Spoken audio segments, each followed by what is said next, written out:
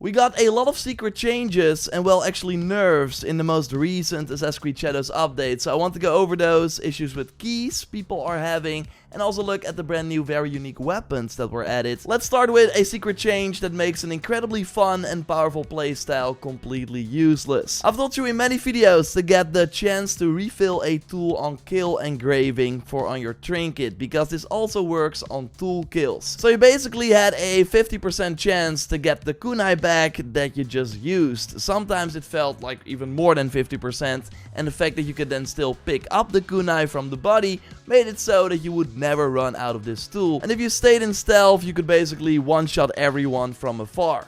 Well, Ubisoft secretly nerfed this playstyle in multiple ways. That 50% chance to refill a tool on a kill is now 10%. So 1 out of 10 kunai you throw can return, but because you can only carry 6, it often means that you get nothing back. But that's not all. They basically decreased the chance for every variant of this perk. They were all 50%, but now on crits it's 15%. Dodge remains the same, but also deflect nerfed from 50 to 10. Detected is now 35%, but really the ones that still have a high percentage chance were never great to begin with, because you cannot benefit from them while in stealth. So sure, this was a really OP playstyle, but going from 50% to 10% is really too much. 30% I think would have been way more fair. But it gets worse, because they also completely removed the ability to get kunai back that you used.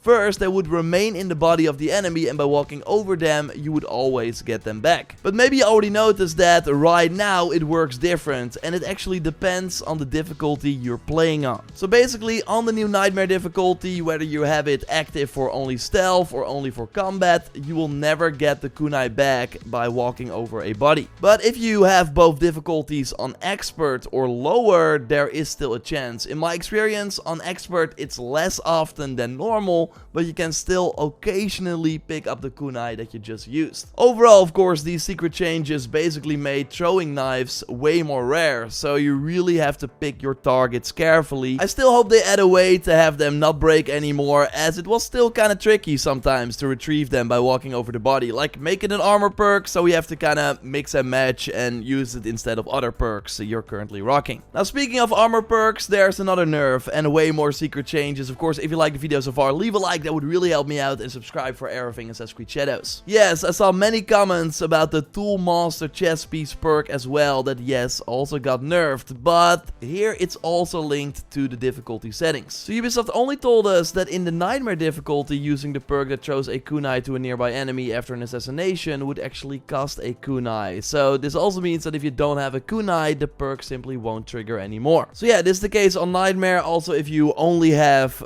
combat or stealth on Nightmare, but they did not tell us that this was also the case on the expert difficulty. So if you play on that, then this perk also costs you a kunai. I don't mind it if the perk worked differently, because right now you don't have enough control. If it would work like in Mirage, where you could actually choose if you would throw the kunai to the enemy after an assassination instead of being an automatic trigger, then sure. But now this means that even if you want to just assassinate one target, the game will decide to take out the other enemy or sometimes servant close by as well, and that is a waste of the kunai. So it just makes this playstyle not reliable at all, and you especially want that on a higher difficulty. There were actually more secret changes to the expert difficulty that I noticed. So here the deflect and parry windows also seem to be smaller, so it's harder to get that perfect parry or dodge to make the enemy vulnerable. And while you would first get all your rations from a refill crate, it's now only 5 or 6 in my experience. So it's still more than in Nightmare, where it's only 2 or 3, but overall expert is totally more challenging now as well. Other secret changes include the fact that yes, we can finally tag and sell items again in the different shops or at the blacksmith to mass dismantle. This was of course a feature they added in one of the first updates, but that crashed many consoles and PCs, so they removed it, and now it's finally back. And it all works for me right now, and I also have not seen people talk about it crashing again, so glad they were able to make it work and reintroduced it. Another secret change has been found by Shubham Mehula in my comment sections. They note that those origami butterflies now actually have a special effect. You can get these items early on by going after the butterfly collector targets in Osaka. So they always had the weird perk descriptions that did not seem to do anything. But now if you stand still with the trinket equipped as either Naue or Yasuke, you will have these butterflies appear that fly around and you can easily spot them in the photo mode. It's kind of cool. Actually, the trinket of the childlike bravery gives you the yellow butterflies and the blue butterfly of benevolence gives you the blue butterflies. And it gets better because I first thought this effect was linked to the perk, but it's actually linked to the visual. So something really cool you can do right now is simply transmog any trinket you're using right now and select either the yellow or blue butterfly, and then you will also have the visual effect appear at all times. Something I'm totally doing right now. And before we look at the new critical role weapons that have some pretty fun effects, we quickly have to touch on the keys situation, because yes, I know many of you actually lost your hard-earned keys that you now cannot spend at the exchange. Well, Ubisoft actually already shared an official message saying that the team has deployed a fix for the cause of the issue and is now working towards a solution to restore the impacted wallets. When I hear more, I will of course let you know, but I really hope Ubisoft brings back that smoke bomb healing chest for Naue after fixing this issue, because it would really suck if you now missed it because your keys suddenly disappeared. Speaking of things that disappear, okay, this is a really bad segue, but as you might know, Ubisoft added 4 brand new weapons to the game and they got creative, as the new Sword of Phantoms for Naue literally disappears if you put it away, so you have no weapon on your back, and then it immediately appears with a water effect when you grab it. You can, by the way, transmog this over other katanas, and then you still have this cool visual effect. So the perk says 5% crit chance and restore 20% health on kill. So that's the perk actually from the Hexblade Curse from D&D that Fjord, the owner of the Sword of Phantoms, also had. So they really did their homework. The perk is great, but the secret perk that triggers, that is not noted, is way better. When detected while the sword is equipped, you namely drop multiple smoke bombs around you in an area, so can instantly disappear into the smoke again and do an assassination. It's kinda wild. And by engraving this perk on another katana, you also transfer over the smoke bomb effect.